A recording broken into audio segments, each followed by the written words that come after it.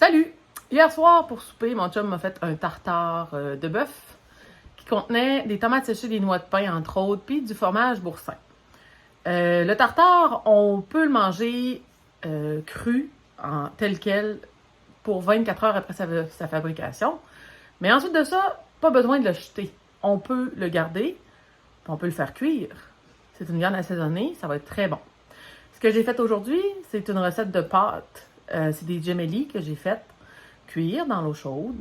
Ensuite de ça, j'ai transformé mon tartare en sauce avec de la crème soupe et de l'eau de cuisson. C'est super simple comme recette, ça a pris même pas 15 minutes, puis ça vous permet de conserver votre tartare puis de le déguster même cuit. À suivre pour la recette. On fait chauffer une casserole à feu moyen vif dans laquelle on va ajouter de l'huile d'olive.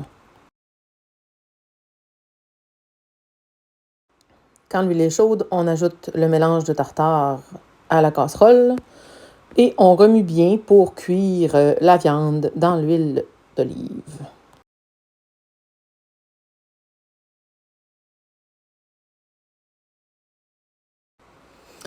Quand la viande est cuite, on ajoute l'équivalent de 3/4 de tasse à une tasse de crème sûre. Moi, j'ai pris de la 14%. On remue bien avec la viande qui est cuite. On ajoute les pâtes. On remue pour bien mélanger la sauce aux pâtes pour que les pâtes boivent bien la sauce. On ajoute environ une tasse d'eau de cuisson.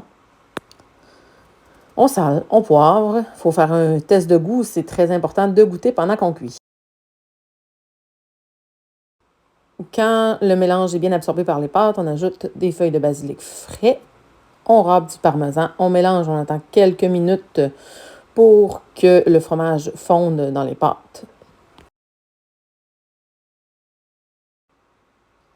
Quand les pâtes sont cuites, on dispose dans des bols à pâte. J'aime mieux ça garde plus la chaleur. Puis s'il y a un peu de sauce dans le fond, c'est moins propice à faire des dégâts.